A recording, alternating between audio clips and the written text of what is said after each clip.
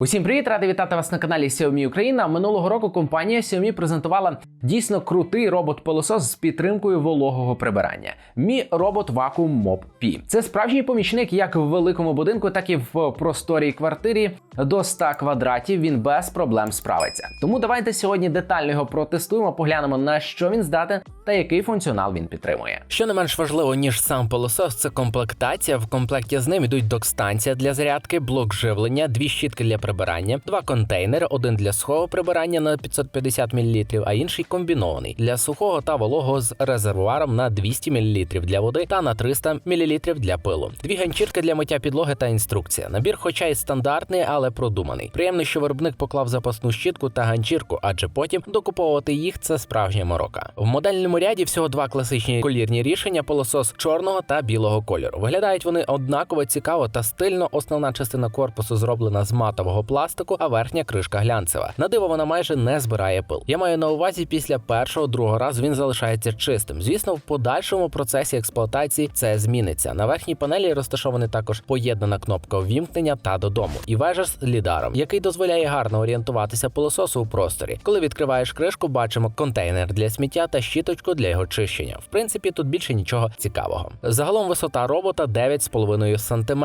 а його діаметр 35 см, що дозволяє проходити у вузьких місцях без проблем. Якщо поглянути на нього збоку, бачимо, що корпус трішки піднятий над поверхнею. Він сконструйований таким чином, що може вдолати перешкоди висотою до 2,5 см та самостійно підійматися на килими. На передній боковій частині є рухомий бампер. Коли пилосос вдаряється, наприклад, об диван, контакти замикаються і дають зрозуміти, що попереду перешкода. На другій задній боковій частині розташовані контакти для підключення док-станції. На нижній частині пилососа бачимо два гумові масивні колеса. Вони не лише легко долають невеликі перешкоди, а й впевнено можуть пересуватися по мокрих чи слизьких поверхнях. Крім того, тут же бачимо основну та допоміжну щітку, місце для кріплення ганчірки та датчику обриву. Вони дійсно знадобляться тим, у кого двоповерховий будинок чи квартира. Наприклад, пилосос працює на другому поверсі, і коли він опиняється біля сходів, відразу повертається. Тим самим вбережеться від падінь. Наявність подібних датчиків приємно дивує. Інколи такий функціонал потрібен, і не кожен з виробників може його запропонувати. Як і вся техніка Xiaomi, Mi Robot Vacuum Mop P працює в парі з додатком Mi Home. Як тільки ви зареєструєте пилосос додатку, в першу чергу він займеться вивченням вашого дому та створенням карти за допомогою алгоритму SLAM. Всього він має три режими прибирання: